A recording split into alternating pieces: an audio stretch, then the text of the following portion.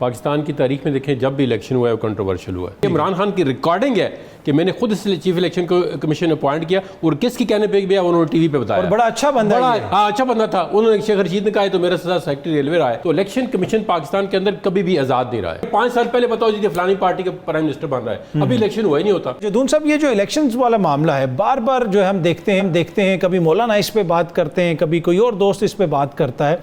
अब election tribunal जो बने हैं अगर उनको चलने दिया जाए और उसमें से कुछ फैसले आ जाएं तो कौन सी ऐसी क़यामत आ जाएगी? मामलात को चलने दें आगे। नहीं, बिल्कुल आपने जो बात की मैं उससे एग्री करता हूँ कि मामलात को चलने देना चाहिए। असल में इशू ये है कि पाकिस्तान की तारीख में देखें जब भी इलेक्शन हुआ है वो कंट्रोवर्शियल हुआ है। एक इलेक्शन फेयर एज एलिजिबली वो कहते हैं फेयर हुआ है, उसके बाद आप देखें 1971 के बाद क्या हुआ।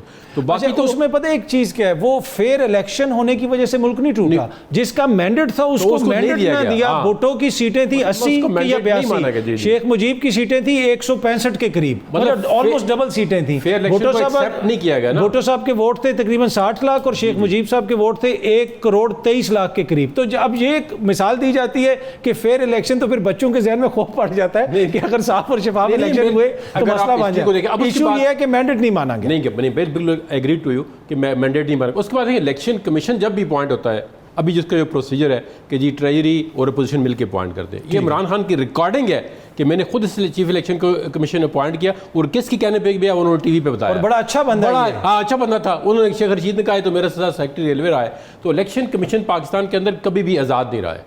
वो आज भी आज़ाद नहीं है, वो पहले भी आज़ाद नहीं था। वो वही किसी की ना किसी की डायरेक्शन पे चलता है और इलेक्शन का रिजल्ट जो है किसी न किसी स्टेज पे मैनेवर की जाते हैं। और जिस पार्टी को आप देखें ना 5 साल पहले बताओ जी फलानी पार्टी का प्राइम मिनिस्टर बन रहा है, अभी इलेक्शन हुआ ही नहीं होता। चलिए एक आप ओपिनियन दे सकते हैं, एक सर्वे आ सकता है, लेकिन लोग इतने श्योर होते हैं कि अगली हुकूमत जो है वो किस पार्टी को मिलेगी, कौन सा बंदा वज़ीर आज़म होगा। ठीक है, तो अब जब ये आपकी सिचुएशन हो तो जब आपने डिसाइड कर लिया कि 5 साल पहले 2013 में डिसाइड हो गया था जी कि 2018 में किस तरह के हालात बनाने हैं, किसको प्राइम मिनिस्टर लाना है, तो फिर लोगों का रुख उधर मोड़ दिया गया। अब इस तरह इसी वक्त अभी जो है अभी देखें नो कॉन्फिडेंस किया, फिर उसके बाद एक माहौल बनाया, तो उसके मुताबिक ही इलेक्शन कमीशन को मैनिपुलेट किया गया। मैं आपको बड़ी बात बता रहा हूँ कि इलेक्शन कमीशन आज़ाद नहीं है 100%, वरना इलेक्शन टाइम पे जाता। ठीक है, इलेक्शन डिले हुआ है। इलेक्शन कमीशन तो एक कॉन्स्टिट्यूशन बॉडी है। इलेक्शन पिटीशन अभी भी जो इलेक्शन कंट्रोवर्सीज हैं जो पेंडिंग इलेक्शन, जस्टिस अतर मिनुल्लाह साहब ने उस दिन फरमाया कि वो सबसे इंपॉर्टेंट पिटीशन इलेक्शन कमीशन के अंदर जो पिटीशन पेंडिंग है 6 महीने गुजरने वाले, उन्होंने खुद डिसाइड नहीं किए। इलेक्शन ट्रिब्यूनल का जो टेन्योर दिया गया है, जो उसका डिस्पोजल का टाइम दिया गया है इलेक्शन एक्ट के अंदर 6 महीने है। अभी देखिए ना, इलेक्शन ट्रिब्यूनल के अंदर मसला ये होता है कि जो कैंडिडेट आ रहा होता है उसको पता होता है मैं आ रहा हूँ, इसमें कोई दो राय नहीं है। हर कैंडिडेट को पता होता है कि मेरी वोटिंग कितनी है और कितनी मैनिपुलेशन हुई है, किसने मुझे मैनिपुलेट किया है और किसने पैसे इस्तेमाल किए।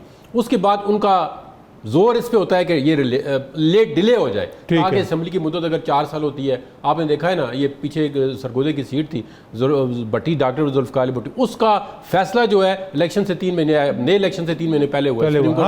आप MNA बन गए। अब ये देखा ना, ये मजाक है इस मुल्क के साथ। इलेक्शन ट्रिब्यूनल को काम करने देना चाहिए और फ्रीली काम कर देना चाहिए।